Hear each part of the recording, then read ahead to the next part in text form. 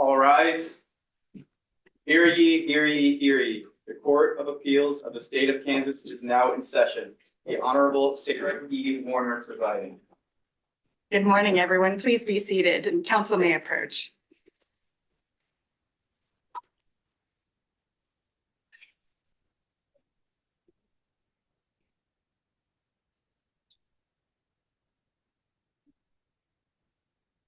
Welcome to the February 2025 oral arguments in Topeka before the Kansas Court of Appeals. We will be hearing two arguments this morning. We had a third case on our docket, but that case has been continued until later this month. Before I call this morning's cases, I'd like to take a few minutes to introduce our distinguished panel of judges. To my right, your left, is Judge Catherine Gardner from Topeka, who has served on our court since 2015. And before joining our court, Judge Gardner had a career in private practice and also served as a permanent clerk for a federal judge. And then to my left, your right, Judge J.C. Hurst from Lawrence, joined the Court of Appeals in 2021 after a career in private practice and as in-house counsel in Kansas City. My name is Sarah Warner. I have been serving on our court since 2019. I grew up in Pittsburgh, but had a career in private practice in Lawrence and currently live in Lenexa. In preparation for today's arguments, we have thoroughly reviewed the parties' briefs. We've also reviewed memoranda prepared by research attorneys to summarize the issues in the case and help distill the record before us. So we are very familiar with the facts of each case, and for that reason, we encourage the attorneys to jump just straight into the oral argument.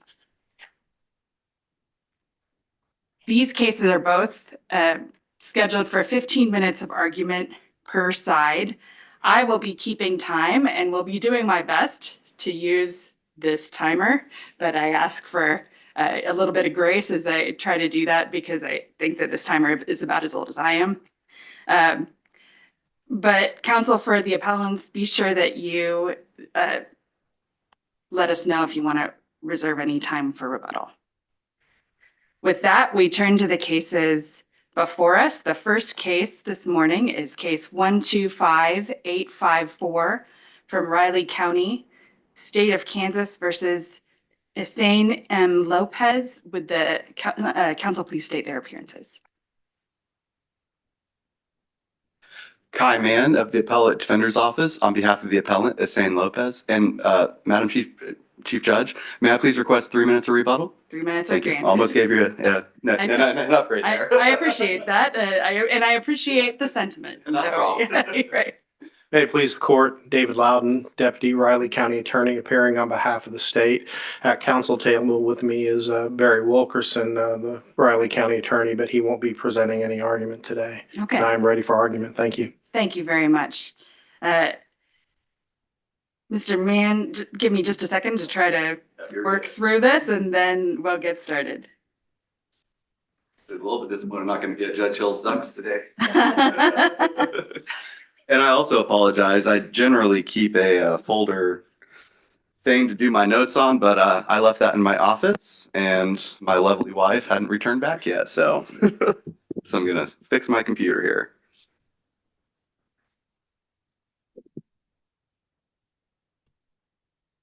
And I would warn all counsel that that microphone is a little Yeah, bit say, sticky. is it okay? Yeah. Long as you don't bump it, it should be fine. Yes, I wanted to move it so I wasn't Okay. touching the button on accident. All right. With that, counsel, you may proceed. Thank you. May it please the court? What happened to Hussein Lopez is shocking. When I was assigned this case, I was informed that Mr. Lopez was convicted in absentia and without counsel. And my first reaction was to ask, in America? In Kansas? Yeah, I found out he was. And that he was so convicted in this jurisdiction raises two basic questions. One, how'd this happen? And two, what do we do to remedy it? The answer to the second question is simple. Just give Mr. Lopez a trial in line with the United States and state of Kansas constitutions. As for the first question, the shorter answer is that the district court made a series of decisions prioritizing its trial calendar over Mr. Lopez's constitutional rights. A more nuanced answer is explored in issues 1 through 4 of the brief, which is where I intend to spend most of my argument today. Although, as always, if there are any questions on any other briefs, more than happy to answer them as I'm fully prepared to do so. I do have a general Yes. question. I think we have some precedent in Kansas and certainly elsewhere that says that a trial in absentia is within the district court's discretion. Why should we not consider that as we're looking at this, although he also was without counsel? Sure. I mean, a trial in absentia, it can happen, as we pointed out in the brief. I mean, we actually have a statute that allows a defendant to voluntarily absent themselves from trial. But in this case, the state, it's even difficult to call it a trial because there was no adversary putting the case to work. I mean, to the extent it was a trial, it resembled something more like a show trial. So the fact that there was an empty table makes this far different than being in absentia where we had a person appointed by counsel. The state's test was put through adversarial testing. But in this case, there was an empty table. So you're saying the in absentia is compounded by the lack of counsel? Absolutely. There was no defense whatsoever. Literally, I mean, the state picked their own jury. The state gave unopposed closing argument. There was no cross-examination. And to the extent that any of this is, I mean, obviously, I believe this is all error, and I believe this is error such to the degree that we don't even need to weigh prejudice or harmlessness. This is fundamental failure any way you look at it. But even if there is room for harmlessness analysis in any of these issues, which I don't think there is, but even if there was, I think we got to take into account that despite no defense whatsoever, going through an empty table, Mr. Lopez got acquitted of a lot of things. And also, Four counts, correct? yes, absolutely. And also got convicted of a lesser included crime of aggravated battery. And now the victim was the same. A lot of the evidence is the same across the cases. So when we're dealing with a case of credibility like this, and there's been no testing of that credibility, and the jury still doesn't buy it, I mean, any sort of adversarial testing would have produced a different result. And at the very end, I don't have to show that it would have. The state has to show that it doesn't. And in their briefing, they keep on referencing this overwhelming evidence. I was like, what overwhelming evidence? The overwhelming evidence that was unopposed and the jury rejected on many of these counts? So But does the fact that he was acquitted on 4 counts give you any pause in arguing structural error, which usually permeates the entire trial process? absolutely not, because I think that one, given that this evidence was so weak that with no testing whatsoever, the state couldn't secure convictions as charged. Had Mr. Lopez had some time to prepare and mounted any sort of defense, you probably would have had an even better result. Because again, this is in a laboratory. Juries are unpredictable. You could end up with a worse result, what you're asking for here. I don't believe I could because he would be double jeopardy as to all the counts that went to verdict and got acquitted on. So he'd be facing only those counts for which he was convicted at. Are you concerned about amended charges or anything like that? I mean, I think if they tried, then I would have another go around on appeal about double jeopardy because this case went to jury. I don't think you can amend a theory. I don't think you can amend a charge because it's already been to a jury. Okay. So I mean, statutorily and by double jeopardy, I think they'd be opening a whole other can of worms had they tried to do that. In your view, counsel, where is the worst failure? Is it the decision not to grant a continuance? You know, it's interesting because, you know, when, again, going back to when I got this case, like, how did this happen? You know, I think it's hard to isolate a single decision, but I think when we go back, I think had the district court, and it's kind of why I put that inadequacy of the inquiry up front. I think had the district court approached the situation truly trying to figure out whether or not there was a conflict, whether or not there was just justifiable dissatisfaction, irregardless as to whether or not they were going to have to postpone trial. Because if when reading the record, the court's overarching concern was going to trial that day. Now, probably shouldn't have dismissed 2 other trials as backups if you're that behind, but they were going to go to trial that day. And so I think that shaded everything. Now, do I think a continuance would have cured it? Absolutely. Do I think giving Mr. Lopez new conflict-free counsel? Well, Yeah. my question with regard to the continuance is that is a different consideration than a structural error analysis, right? A continuance is just something that we review for an abuse of discretion. Well, a little bit. First off, the structural error, I raised that in regards to Mr. Lopez not being allowed to absent himself from voir dire once it was clear that he was going to have to do this trial by himself and he hadn't had discovery, hadn't had any time to prepare. The structural error was forcing him to go to that individual voir dire, sit through it and not prepare while also not knowing what he's doing, basically wasting all his time. But as far as continuance, generally those are reviewed for an abuse of discretion. But I believe in this case, given that the continuance impacted his right to present a defense and essentially robbed him of a right to present a defense one way or the other. In this situation, since it impacts that right, we look at this de novo. And both my brief and the state's brief mention that. So I believe that we're in agreement on that front.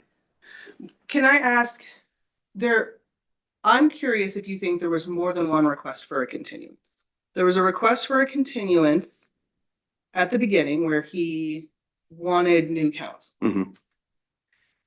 After the judge said he could proceed pro se, was there another request for continuance? I believe there was, and if there was no, and again, I have to go back and look specifically at the record, but my recollection after reading it this weekend and yesterday was that while he may not have said, hey, I need a continuance while I'm going pro se, every conversation after he got pro se was, well, you're not giving me time to do this. I need time to do this. I want to do this. So even if he did not make a formal, hey, Your Honor, I would like a pro se continuance so I can prepare, he was complaining the entire time about not having any time to prepare. So, I mean, the fact that Mr. Lopez needed time to be ready for trial was overarching throughout. Was it the judge's responsibility to make that decision for him if he didn't request it? I mean, I think it was clear what he was requesting, and the fact that he started requesting for a continuance so Mr. Adam could get him prepared. So Mr. Adam could prepare him for trial. When the court wouldn't let that go, he said, well, I need to go pro se because if I don't know what his strategy is, I need to make one. And then when the court kept going, he kept complaining about needing time and not having continuance. So I mean, I think the tenor is completely clear. And I think the court did. In fact, in the motion for new trial ruling, the court mentioned itself that had it been able to do this again, it would have advised him he wouldn't have gotten a continuance before accepting his waiver of counsel, which I think also goes to make his waiver not knowing or intelligent because he didn't know he wasn't going to get the time to prepare, which is what his main complaint was at the jump.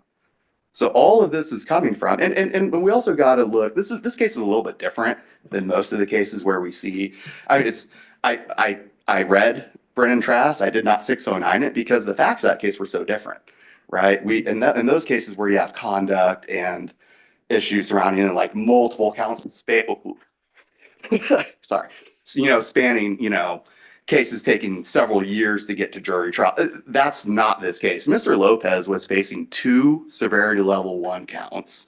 He was charged on December 1st, 2020. Now, again, at the prelim, I know that the prelim, the court's like, well, you're at the prelim. The state also added like 6 felony counts at the prelim. Things you were not charged with, they presented it on, so he's bound over. So even at the prelim, he's getting a whole new side of this case that he had never seen before.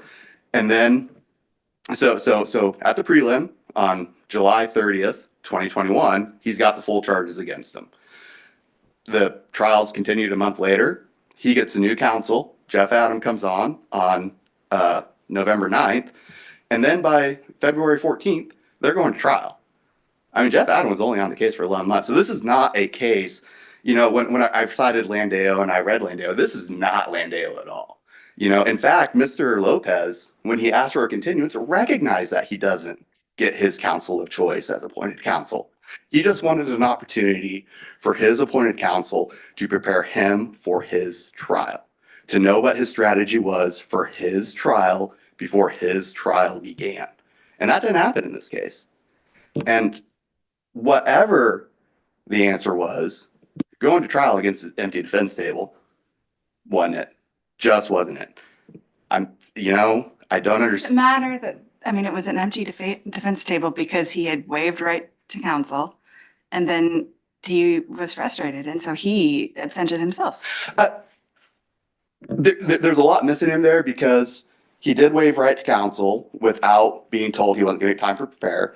Then when he realized he couldn't do this, he asked for his counsel to come back in, but the district court wouldn't let counsel come back in unless Mr. Lopez waived the complaints he had with counsel. Not the big problem here is that the district court never recognized or understood that when faced with this question of justifiable dissatisfaction, it needed to make a ruling. It needed to say, yes, this is justifiable dissatisfaction. You're going to get a new attorney, or no, you do not have justifiable dissatisfaction. Mr. Adam is your attorney. But when we do this, well, you know, I'll let him be your attorney, but as long as you drop your complaints, or he can be your standby, but he can't jump in because you're complaining about him. No, that's not how this works. So was the first error the failure to investigate the? Absolutely, yeah. The first error was the inadequate inquiry into whether or not Mr. Lopez's dissatisfaction was justifiable. And I'd like to point out on that point, by the end of the day, you have Mr. Adams saying his satisfaction was justified based on the telephone call, pages 2 Well, I mean, he said it was in his best interest to, you know, withdraw after speaking with ethics counsel. No. After the phone call was played, Mr. Adams said, after listening to it, his dissatisfaction was genuine. And that puts him in a place where he thought he needed to defend himself against Mr. Lopez's complaints, which again comes back to Prado, which is way back in the continuance. So at every stage, Mr. Lopez was denied counsel, or semblance of counsel, or time to even be his own counsel. This just represents a complete denial of due process any way you slice it. There are probably a lot of different ways I could have raised this, but I've got 50 pages. And I used them all. So Just one detail. Didn't they also, excuse me, inform the court that the defendant had filed a disciplinary complaint Yes. against Mr. Adam? yes. Yep. So with that, I see that I'm out of time. And I would just ask that this court reverse Mr. Lopez's convictions and remand for new trial. And thank you very much. Thank you, counsel.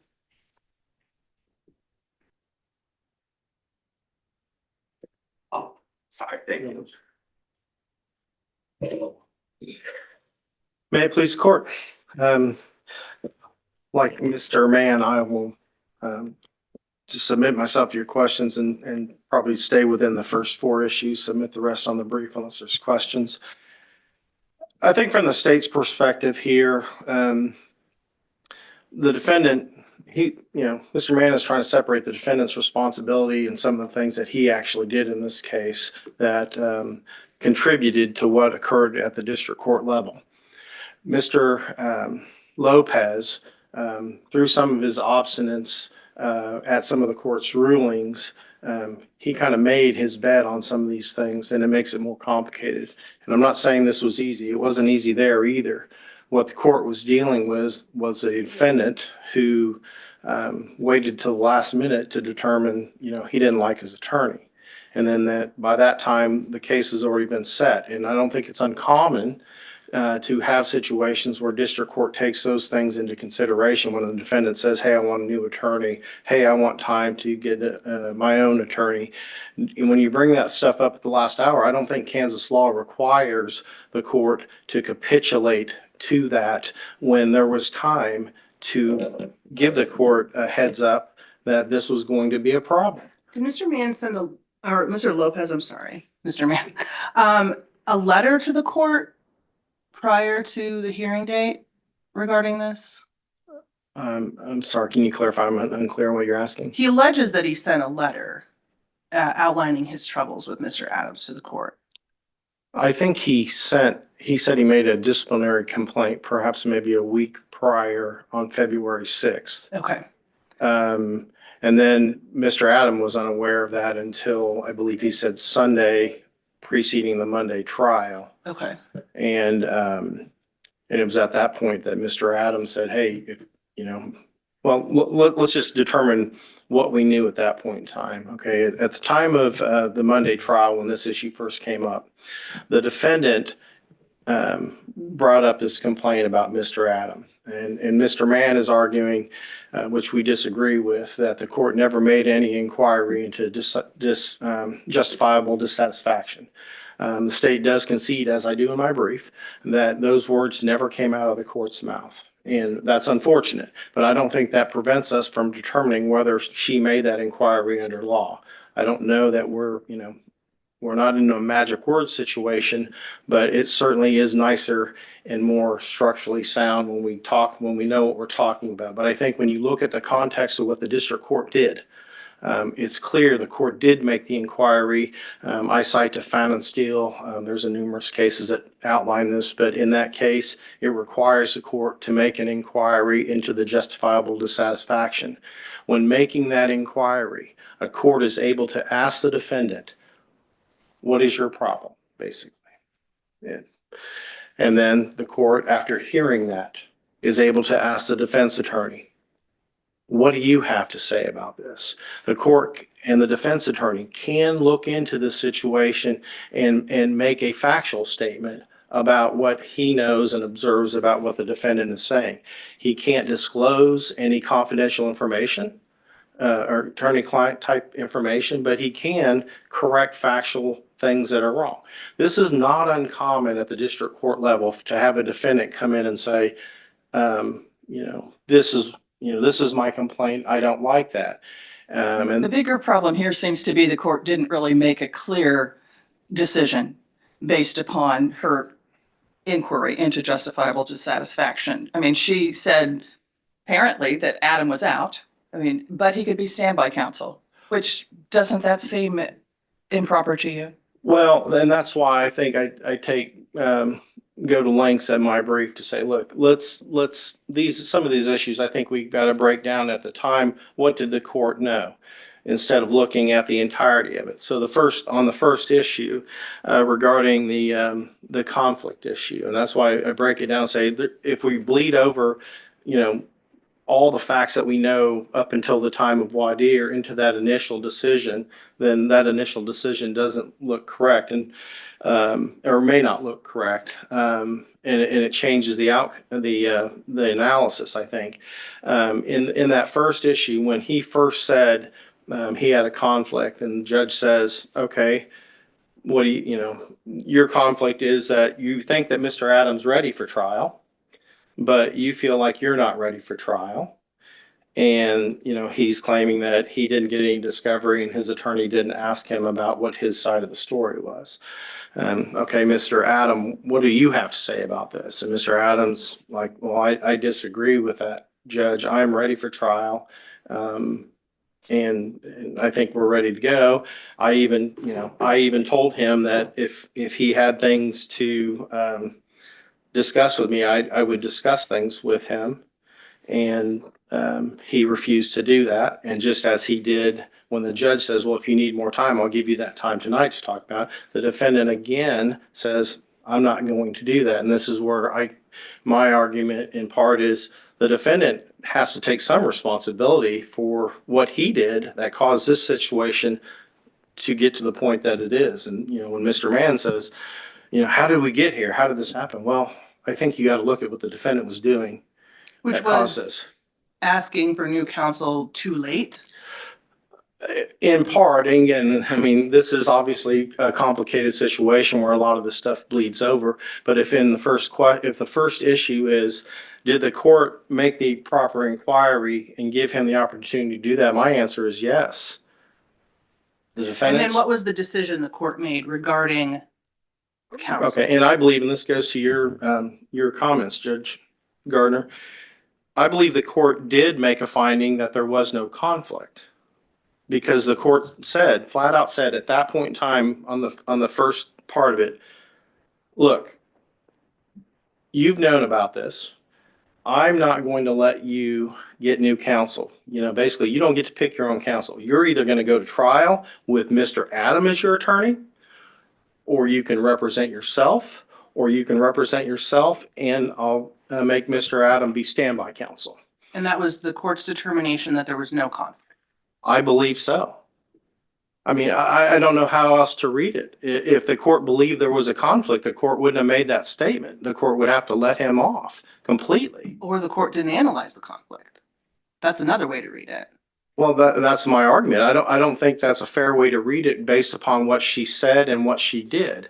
What we're proposing is that this situation would have been so much different if the court had said, Mr. Lopez, I have to find justifiable dissatisfaction.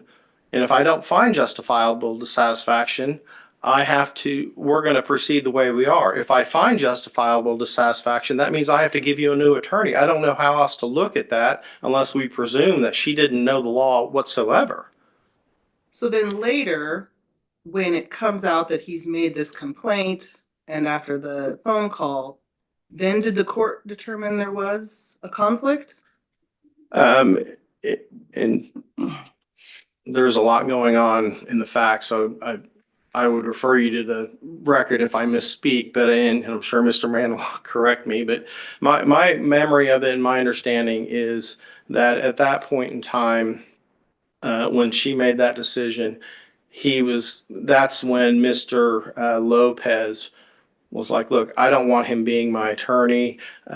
My family's about ready to hire somebody. We're $100 away from hiring these people. And I would note that, to this point that he never hired the Warrior Lawyers, but, and the judge says, and he's wanting a continuance. And he said, no, I'm not going to continue this. Your choice is to do these things. He said, well, I don't want him being my attorney. I don't even want him being my standby counsel. But I would rather represent myself than have him be my attorney. And that's why I'm saying, again, what are we looking at here? Whose fault is it? And maybe fault's a bad word. I don't know. That's the best word I can think of at this point. He contributed to his situation by saying, look, if you're giving me the option of representing myself versus having him, I'm going to represent myself. I don't know how the state bears the burden of that unless the judge was incorrect about the justifiable dissatisfaction. If the judge was correct about that, then she gave him a proper choice. He made a choice, and his choice was to represent himself. And then the question is could he get a continuance at that point in time? Right? I mean, Sure. And again, I think the district court was correct in saying, you've kind of got me over a barrel here. We've set a trial. We've called a jury. We're here. Factually, in this case, he had already had a jury trial set with Mr. Phil Yao back in October or November, I think. Well, They continued that, and Continued it. that was Phil Yao. So Mr. Yao continued it, his prior counsel. Well, I mean, with the defendants, anymore, you got to have the defendant's approval to do that. And so, you had that, then they set the case for February. Counsel, even if we agree with you, let's say, for the sake of argument, that we agree with you, that up until the waiver of counsel, that, it was good enough. We're still left with a situation where the court doesn't allow any kind of time to prepare, and thus we have an empty table. Okay, again, and I think that is the defendant's choice. Okay, the defendant had some choices. And as far as the time to prepare, I think that's belied by the record and the fact that part of his claim on that was, I never saw discovery. I've never seen anybody, nobody's ever talked to me. My attorney hasn't talked to me enough about this. And I think that's been refuted. That didn't happen. I'll tell you what troubles me. The empty table troubles me. But also the fact that you have an empty table and then you have the state making some arguments, both during voir dire and during the opening statement, that are incorrect statements of the burden of proof. And you don't again, have a manner to test that. Well, and I would disagree with that, but I think that clouds the issue at hand in front of us, and that's why I'm saying I think we have to look at it as these decisions were made, because after all, are we not determining whether the judge made the proper decision? The empty table was not the judge's fault. The only reason there was an empty table is because he refused to show up for trial. Well, We wouldn't be talking about an empty table if he just shown up for trial. Well, yes, but he was unprepared. I mean, we established that he has a right to represent himself, He his does. constitutional right to represent himself. And it is the judge's responsibility to manage the trial. Right. And to make sure that the trial meets constitutional due process requirements. Correct. So if we have a person who represents themselves and they're told, you're representing yourself tomorrow without preparation, I mean, it looks like the state dropped off records to the prison at 5:40 the evening before trial. I think that's accurate. And he didn't get them that night. Right, through no fault of the county attorney's office, Well, through but no that's fault of correct. his. Right, either. no fault of his. Correct. So then it's the fault of the states. Yes, but I'm just saying, we took care of Well- our business, but yes. 5:40. Yes, The yeah. night before trial. Yeah. And so we have a situation where if there is no continuance, a person cannot be prepared for their trial. Well, that would be his claim, but again, that claim was ultimately refuted because his attorney was like, we had discussed all this stuff. He had seen everything. He hadn't seen everything. Well, That is that's what he said. No, it's undisputed. There were things he couldn't see. No, that's not true, because his attorney said that he dropped off, Mr. Adams said he dropped off all the videos and stuff, and he never said, his guy never told him that he couldn't view it. His first attorney, Phil Yao, said that they had problem with it, but Mr. Adam later said that there was nothing that he couldn't see, and he never complained to him, which is backed up by Mr. Adams saying is, this is the first time I'm hearing that he's unhappy with me. He had all the time in the world beforehand. And But even, counsel, even if that is true, if once he decides to proceed pro se, does the law not allow him any time to prepare for that? Once that decision is made? not under the circumstances in which he did it. I think if you came in and said, Judge, I have hired another attorney. I mean, let's just put that in perspective, right? We've had cases, and I can't name them right off the bat, but where a defendant will come in on the day of trial or maybe the Friday before trial and says, hey, I want to hire another attorney. I need a continuance so that attorney can get up to speed. And the judge goes, you've known about this for how long? And now you just want to change after we've got this set and we're ready to go?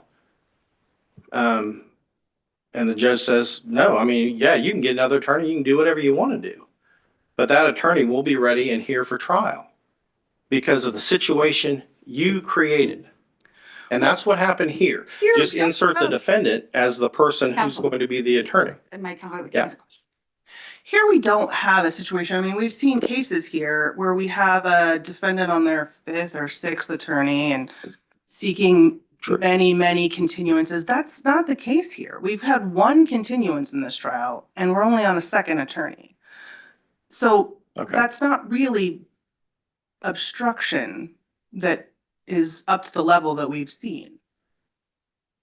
If you're suggesting that those are the benchmarks and those are the only times that we can do it, I would disagree with that, because again, in Well, I this wouldn't say situation, I think it was enough. I wouldn't say it's the only time, but Right. what the result Right. is a completely empty defense table.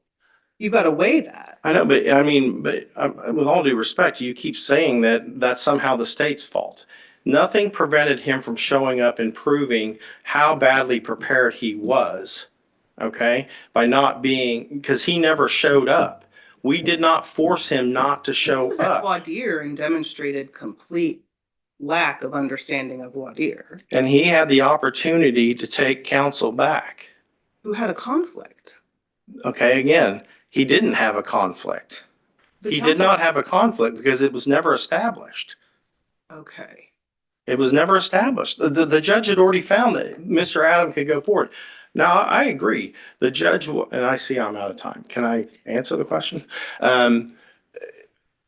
Again, this is messy. This was not easy. This was very confusing for everybody. You know, we've had the ability to sit there and digest this and brief it and everything. This was going down quickly. The judge was making quick decisions. I think the judge was trying to do the right thing. And to all parties involved. But the complicating factor here is that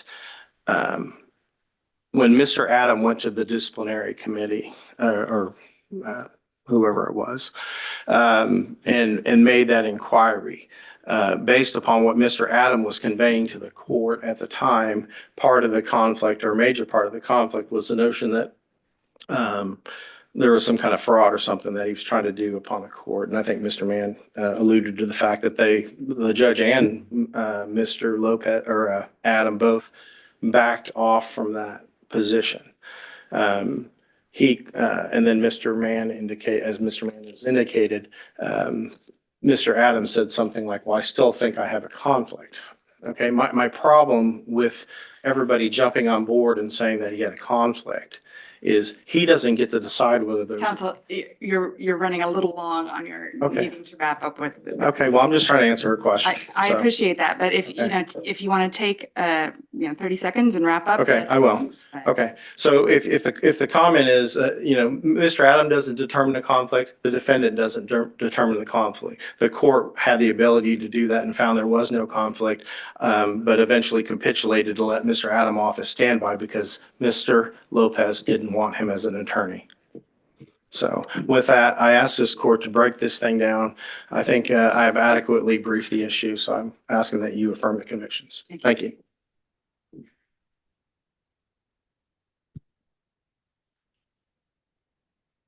Madam Chief Judge, and may it please the court.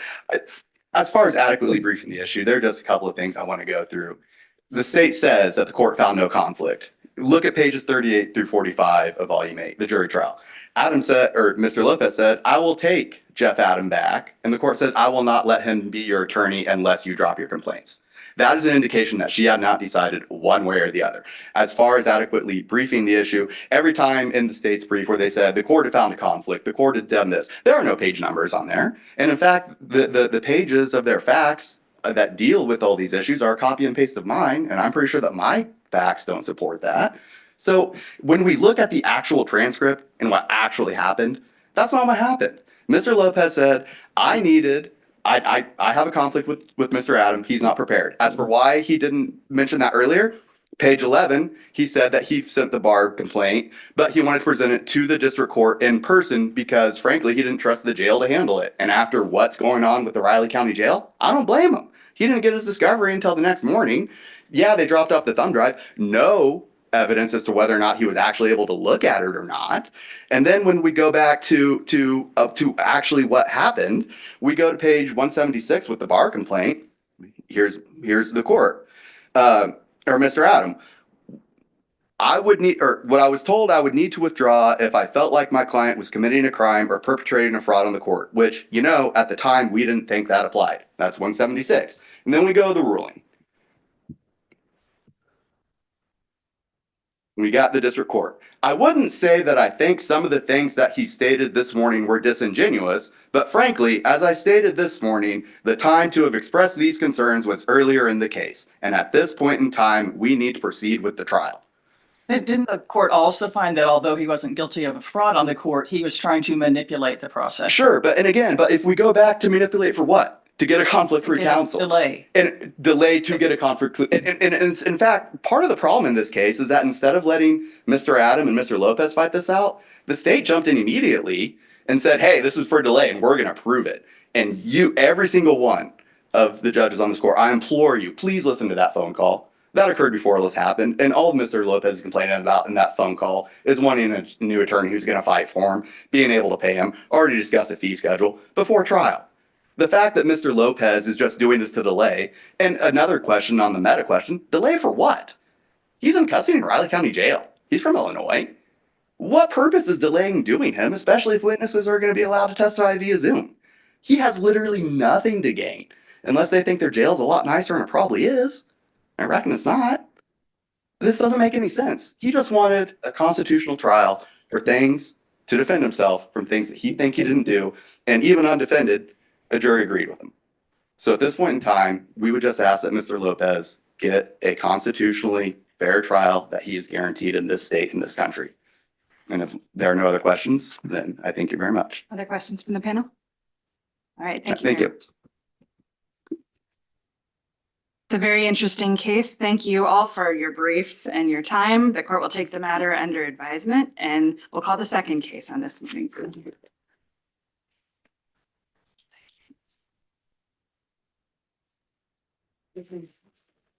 Case number 126634 from Chase County, State of Kansas versus Thomas Charles Ray.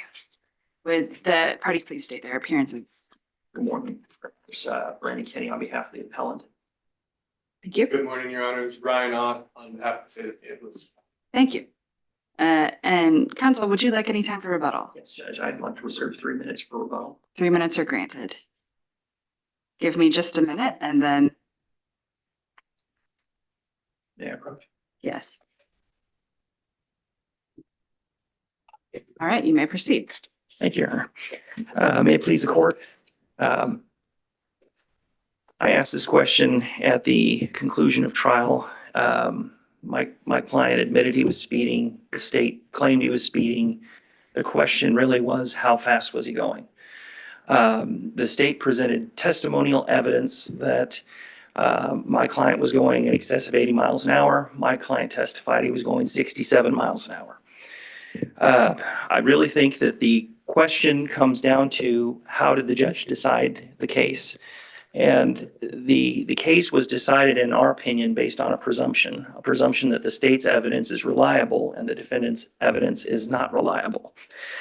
In fact, the language that Judge Wheeler stated was, I have no basis to decide that anything except that the state's evidence is correct. Well, actually, I don't want to misquote him here, so let me just say exactly. There's no basis for me to conclude at this point that the speed was anything different than is alleged by the state. But was the judge referring to an evidentiary basis? He was, but he was also referring, he's neglecting the fact that the defense also presented evidence. And evidence that was no more reliable than what the state presented. In fact, what I wanted to get into was that my client had 37 years of experience as a trucker. He's driven all over the country. In fact, he was very familiar with the highway that he was on, and he knew he was having truck problems. So he was very aware of how fast he was going.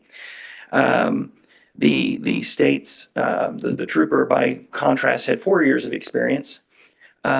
He had been trained on how to use and operate his machine, but repeatedly during questioning, I would ask him about the manufacturer's protocols, the manufacturer's warranty. He says, yes, I'd have to check, but I think so. There were several times during the questioning where he would say, I think so, but I'd have to check with a trainer, or I'd have to check the materials.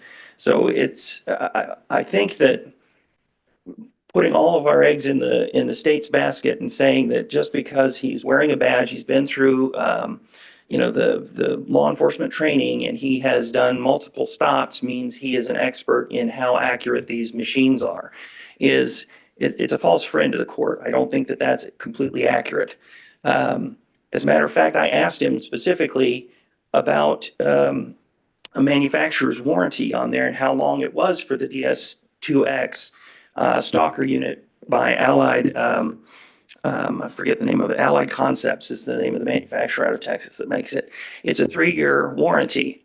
After the warranty expires, you can even extend it. We didn't get into that, but at the end of 3 years, the warranty is expired. That's not to say it doesn't work anymore, but at that point, the manufacturer is no longer warranting that it is working properly. There's a. Isn't this though, the type of argument that one would present to a trial court? But once we have a determination that's made on appeal, we look at the evidence in the light most favorable to the state. Certainly. We cannot reweigh that evidence.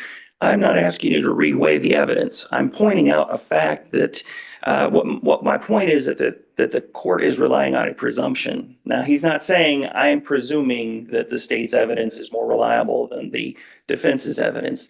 But when you say there's no basis, when he sat through the trial and he heard both sides testify, he heard how much experience each sides have, and then saying there's absolutely no basis, zero basis, no basis at all for him to make any other finding that the state's information is correct, Can we then infer that what he was saying is there's no credible basis?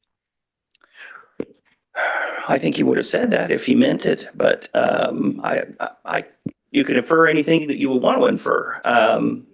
You're saying this isn't a credibility determination on the part of the court, but you're saying that there's a lack of substantial evidence to support Correct. that? Yes. But And- didn't the judge go ahead and enlist the evidence didn't he say something like, well, if I'm going to go on your age-based logic, then, the 4 years of this Yes. radar is less than your 15-year-old semi, which you admit is already having an accurate speedometer. And then he listed the trooper's certification and the tuning forks and all those things, correct? Well, not quite, but very close, Justice Gardner.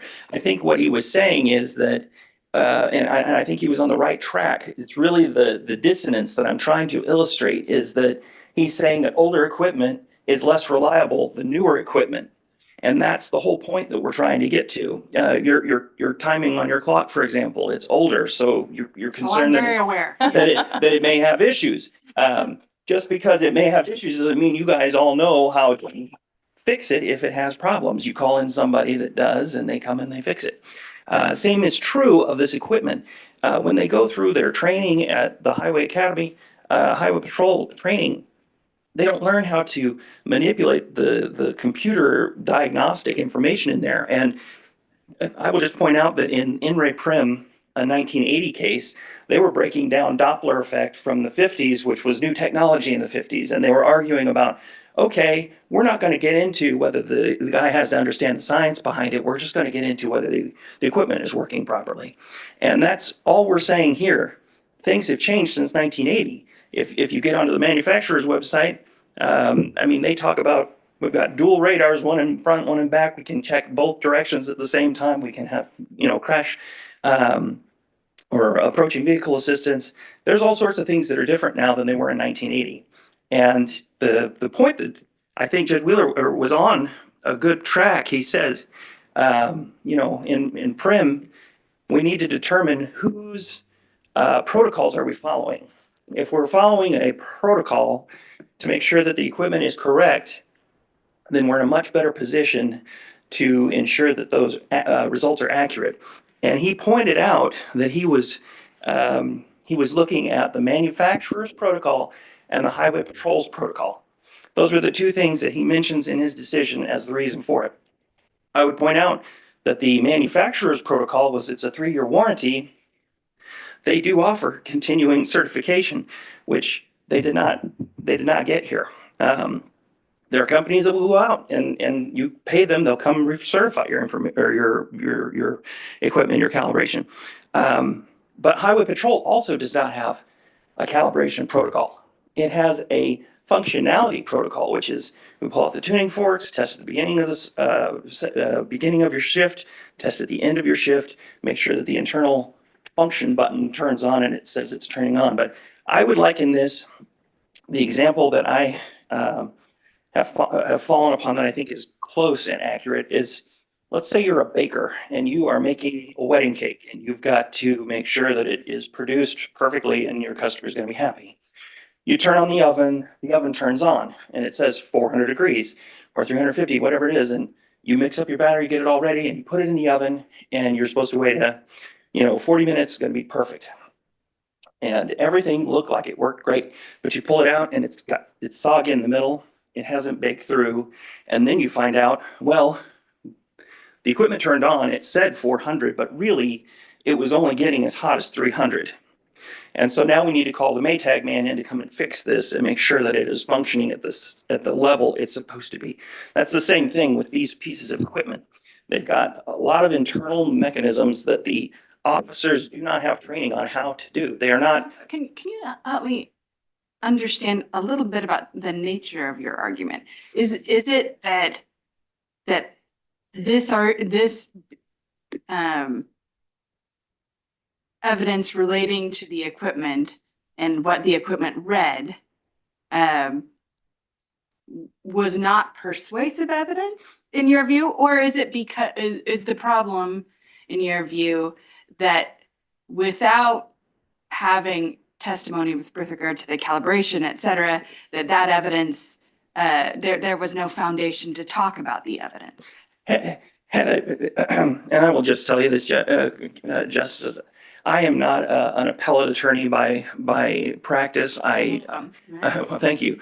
I'm getting better at these the more I do, and you probably noticed that I filed a lot of them, and I represent a lot of truckers, which the elephant in the room is Attorney General Opinion 22-02, and that's why. But that being said, I'm not making a foundation argument here because I did not preserve a foundation argument. In some other cases that are coming your way, I think I have. So we'll see, and maybe we'll get to that. But today, what I'm saying is that when the court tells you I have no basis to believe anything except what the state says, that is a presumption. It's not, I've weighed the evidence, I've heard what both sides says, I found the state more credible, or I found this evidence more credible. When they make the statement to you, I have no choice here. I have no basis. This is what I have to believe. That's a presumption. So if we agree with you, Yes. and what would that have left the court to look at? The defendant's testimony that his speedometer was inaccurate? Yes.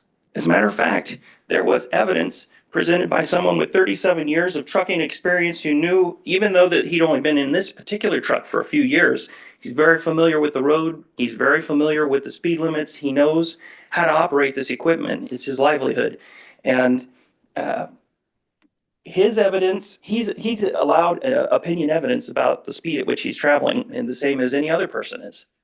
And so if we're relying on the state's evidence to be more heavily weighed as opposed to any other opinion evidence, then it needs to be backed up by some additional certification to say, yes, we have tested this equipment, we know it's good. It doesn't just turn on, it turns on and it gives us an accurate number. That's what we want. We want both.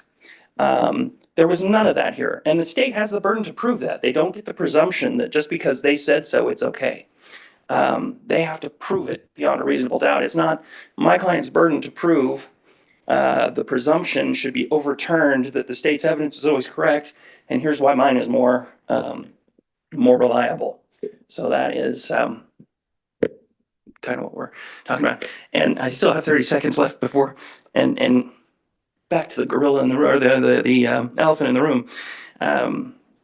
I think that eventually we're dealing with an equal protection issue, which I haven't pled, and I know it's a public policy argument at this point, but this is where my mind is going. If we've got a attorney general opinion that says that was only asked about DUIs, and they come in a blanket statement and say all CDL holders should always be treated differently than every other driver on the road, even in a speeding, then that's not equal protection. But I digress, so I'll give my.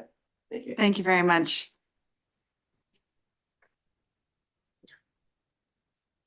Council, bear with me. Of course.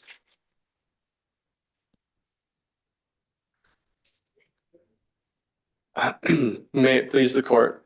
Assistant Solicitor General Ryan Ott appearing on behalf of the state of Kansas. In his brief, Ray frames this as a sufficiency of the evidence challenge, but in fact, as opposing counsel talked today, this is about a claim that the district court engaged in an evidentiary presumption that the radar used by the trooper was accurate.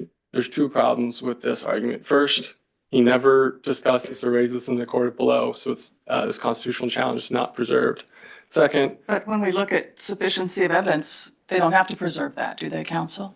they don't have to preserve sufficiency evidence, but I would argue he's not making an actual sufficiency evidence challenge. Even at the end of his brief, Mr. Ray states that what the judge's decision was and engaging in the presumption was unconstitutional, and that's why it should be reversed. But then also, to my second point, the district court never made an evidentiary presumption. Instead, the district court engaged in an evidentiary finding that the state's evidence that the radar gun was accurate, that the state's evidence was credible, and that Mr. Ray's testimony was not credible. And you can see that just from the beginning of the district court's finding. I quoted the district court's entire finding. I won't read, I think it's 6 or 7 paragraphs, but he started with, the evidence has indicated that the equipment utilized by the state to establish the alleged speed limit was certified and operated in accordance with the manufacturer's operating requirements, as well as the Highway Patrol's protocol for the operation of that equipment. That is not a presumption, and that is not stating that the district court has no choice but to agree with the state, absent anything else. That is a finding that the state presented evidence that shows the radar gun was accurate. And the district court goes on in its findings to discuss Mr. Ray's testimony in 2 ways. First, talks about his argument that because this equipment was 4 years old and hadn't been certified since then, it wasn't credible, and noted that, well, the argument that a 15-year-old truck was credible, but a 4-year-old radar gun was not credible. He found that to be disingenuous, that he thought if you're talking about the age of equipment, that you have to look at the age of the truck too, as well as noting that Mr. Ray admitted that the truck's speedometer was probably not accurate. And then the district court went on to note that the evidence, or believing Mr. Ray's testimony, would show that he did drive 67, which would be speeding as the speed limit was 65. But he also noted that Mr. Ray testified that his speedometer was inaccurate, that he was pulled over a week beforehand, I believe it was a week before, shortly beforehand, and given a warning by another law enforcement officer for speeding. And he stated that he told his employer at that time that his speedometer wasn't accurate, that it had not been fixed at the time that he was pulled over on March 27, 2023, and given this ticket for driving 81 miles an hour. So counsel, in light of that, how should we interpret this statement that your opposing counsel has pointed out, that's where the court said, basically, all I have is this reading from the machine that the state was using? I don't think that's an accurate summary of what the district court said. I think the district court went through what I just talked about the state's evidence, why it believed that the evidence showed that the radar gun met the criteria, the protocols. Then he talked about the argument about the age of the equipment and noted the age of the truck. And then the district court talked about the testimony about that he admitted to speeding to driving 67, but also about the inaccuracy of the speedometer. And then the district court, I would call it summarizing, stated that based on this evidence, there's nothing in the record or nothing at trial that would lead him to believe anything but that the radar gun was accurate and accurately recorded Mr. Ray's speed at 81 miles an hour. And I would note that there's plenty of evidence in the record to support this finding. Trooper had the same radar unit for 4 years. It had been subjected to a manufacturer's calibration check and was certified as accurate. It came with tuning forks that were also certified by the manufacturer. And then Highway Patrol required troopers to test their units before and after each shift, which the trooper testified he did on this day. And he testified he did so by using the tuning forks that showed it was accurate, as well as the unit had a internal self-calibration check. And I think this is where opposing counsel's baking a cake example falls short. At least my oven doesn't have a check, an internal calibration check that'll make sure that it is baking at 400 degrees at the proper. This radar unit has one, and it was used every single day, as well as a secondary piece of equipment, the tuning forks, to check its accuracy.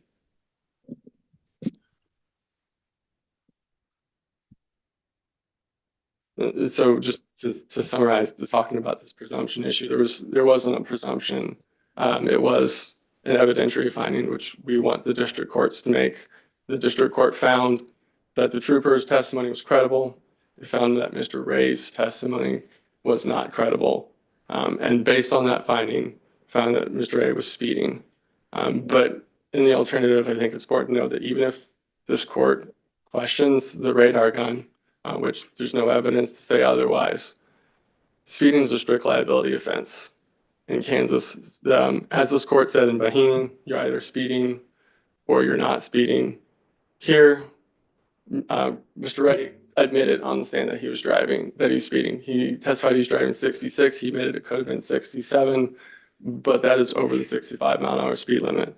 You also have the trooper testifying that he watched Mr. Ray speed past another truck who he had clocked going 65 and seemed to be going past him fairly rapidly. And then approaching the trooper fairly rapidly, he testified he was going around 65 miles an hour. And additionally, the radar unit emits a tone when it, based on speed, the higher the pitch of the tone, the faster the speed. And the trooper testified based on his experience and training that the tone was consistent with somebody driving 81 miles an hour. How would you address counsel's argument that the court's statements, by not saying he was giving more credibility or weight to one over the other, demonstrates that it wasn't a credibility decision? I have 2 points to that. One, I don't think the district court has to explicitly say, I find you credible, I find you not credible. I think if you read the district court's findings, it's very clear that he finds the state's evidence credible. As I stated, he started by stating that he found that the radar unit was operated in accordance with both the manufacturer's requirements as well as the highway patrol's requirements, and that showed its accuracy. And then he went through Mr. Ray's 2 arguments about the age of the unit, and then about his testimony that he was only going 67, and he found both of those. The district court stated that he didn't find that the evidence didn't support that. The second thing I would note is that a similar case that this court decided last year, Weber, which Judge Gardner was on the panel, where in that case, the court actually used the word presume in its findings, and stating that he believed it was important for the public to presume that a radar unit, law enforcement's radar units were operating properly unless something else showed differently. The panel of this court held that, the panel of this court held that essentially what the district court there didn't appreciate the nuance between the word assume and presume, was not making a presumption, but was instead explaining that with the evidence that he thought it was better to assume that the radar gun worked properly unless any evidence showed that it was not working. And I argued that if the district judge uses the word presumption, talked about it was good for the public to presume that it was working properly unless shown otherwise, is not classified as an evidentiary presumption, then the district court explaining that the evidence has shown him that it was working properly is also not an evidentiary presumption. Counsel, I should perhaps know this, but help me a little bit. Is there a difference in the nature of a speeding conviction? I certainly know there's a difference in the nature of a speeding ticket, but is there a difference in the nature of a speeding conviction between someone who is speeding 2 or 3 miles per hour or 1 or 2 miles per hour over the speed limit versus 16 miles per hour? No, in the statutes, KSA 8-1558, and as I think I said earlier, the court in Bahini, which is another speeding ticket case, and was also cited by Weber, speeding in Kansas is a strict liability offense. You're either speeding or you're not. So if you're going 66 miles an hour and 65, you're guilty of speeding. If you're going 100 miles an hour, you're guilty of speeding. And here, all the evidence was shown that Mr. Ray was speeding. There was no claim by him or no evidence admitted that could be construed as that he was not going over 65 miles an hour when the police officer pulled him over and gave him a ticket. Would there be other collateral consequences of having a higher speeding ticket than a lower one? Insurance, Yes, you know, I believe so. I know my insurance policy has that. I can't speak to Mr. Ray or everybody's insurance policy. Yes, there can be additional collateral consequences, but those are based off of the conviction. And here we're just talking about whether or not whether there's evidence to support the radar gun and whether there's evidence to support the conviction, not whether the speed limit had any collateral consequences. Does the amount to which someone is speeding affect the fine that is imposed as a result of the speeding? I'm trying to figure out, does it matter whether he was speeding 1 or 2 miles per hour over the speed limit or 16 miles per hour over the speed limit? Your Honor, off the top of the head, I don't know. I'm not sure. But as I just said to Judge Hurst, the question here is just whether or not there's evidence that he was speeding. They did not challenge the amount of the fine. Straight challenges the conviction itself. it's good that Judge Warner doesn't know. I might know. Right, Uh, right. But I believe I Judge mean- Warner, the record, let the record reflect that Judge Warner made. And Right. I could ask my wife, she knows. She's also, I think, listening to this. She's probably pretty happy about the shout out. If there are no further questions, I'll conclude and sit down and save a little time. Ray tries to raise an error that he did not preserve in the district court. More importantly, the district court never made any evidentiary presumption. But even so, all the evidence admitted at trial shows that Mr. Ray was speeding and that he was guilty of the crime of speeding. And the state would just ask that this court affirm. Thank you. Thank you.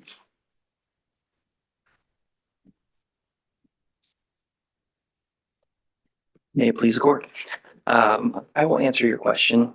Yes, it does make a difference. If you are going, it depends on the underlying speed, but there are administrative consequences to a speeding ticket. If you are on a highway with a speed of more than 60 miles, 60 or over, if you are traveling at a rate of 11 or more over, it is a moving violation that must be reported. If it's 10 or under, it is a non-moving violation. If you're on a highway up to 35 miles an hour, it's 7 is the number. And then I think it's 15 in the in-between. Counsel, but would you agree that the infraction or the conviction of speeding is the same regardless? Those are just collateral consequences? Well, in a Or sense, I mean, it's under the same, consequences? I'm sorry. Or administrative consequences, perhaps? Yes and no. There's also a fine difference. So, I mean, there would be a reduced fine for a lesser speed, and I don't know the exact amount difference there. I usually rely upon the clerks to know. But I can tell you, not only is there a state administrative response, there's also the CSA. There's a CSA score that is assigned by the U.S. Department of Transportation for all CDL holders. And when they incur a moving violation, which anything in this scenario and in this speed would be 11 or more over, it will make their CSA score go down, which increases their insurance rates. And also, depending on, they track it for 3 years as opposed to in Kansas, which is 12 months. But if over a period of 3 years you acquire a reduction of enough points, they will suspend your license. And it also applies to the company that you work for. They add it into all the other company drivers that work for that company, and they will raise the insurance rates for the company. And so many times drivers will be fired rather than allowed to be So it bring the matters. score down. It makes a big difference. These drivers, I mean, he's been driving for 37 years. He went out of his way to, he got a break in Colorado saying, you know, there's something wrong with your equipment. He calls his employer and says, please I need to get this fixed. There's a problem. His employer refuses to do this in a timely manner and tells him to get back out there. Now, he has a duty as a CDL driver to make sure that his vehicle is functioning properly under the U.S. Department of regulations. And so I'm not beginning to make excuses for him for not doing that. But I will say he's facing being fired on one hand. He's also facing being fired now because he's incurred this charge. And so for that reason, we're asking for reversal. Find him guilty of 67 and a 65, which is a speeding. It is a non-moving violation. He will maintain his ability to continue working. But that's, again, those are all side issues. I wanted to quickly point out, though, that when I asked about what Highway Patrol's protocol was, or what the opinion of that officer was as to what their protocol should be for calibration, I was objected to. Judge Wheeler would not allow that testimony. So we tried to get that evidence in, and it was not allowed by the court. So I think that's important. So we're asking for reversal. I did want to ask, you alluded to an Attorney General's opinion. Yes. I'm not familiar with it. Does it relate here? Yes, it is opinion 22, so 2022-02. It was issued, I want to say February 8th or February 10th of 22. In that, a senator requested information from the Attorney General to give an opinion. What would happen to Kansas federal road funding if they allow DUI CDL holders to be diverted or things of that nature? It's a 7-page opinion that goes well beyond the scope of the question that was asked. It does answer the DUI question, but then it also goes on to say there should not be amendments, there should not be diversions for any type of charge if they hold a CDL.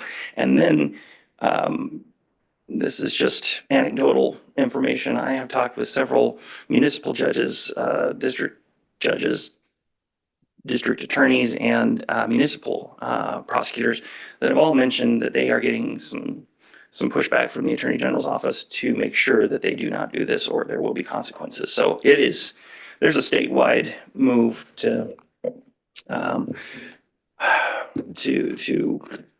I know that it looks like it's for protection, but in the end, I think that it disproportionately affects these people because we're not talking about accidents, which is the justification in that letter. Excuse me. It's saying these are big vehicles, they cause huge accidents, people get hurt. All true. In a sense, what we're talking about an accident, but in regard to speeding, everyone's the same. We're getting pulled over because we were speeding, and that by itself does not make a truck more dangerous than a car. Everybody's speeding. The consequences of that may be different, but in this scenario, a driver who's driving 81 who has a non-commercial license is going to be offered potentially a diversion where it completely gets dismissed and they pay a fine and they go away. The CDL holder's not going to get that. So, thank you. Thank you very much. Thank you both, counsel. It's a very interesting case. We'll take the matter under advisement and get a written opinion out as soon as we're able. At this point, the court will stand in recess until this afternoon. All rise.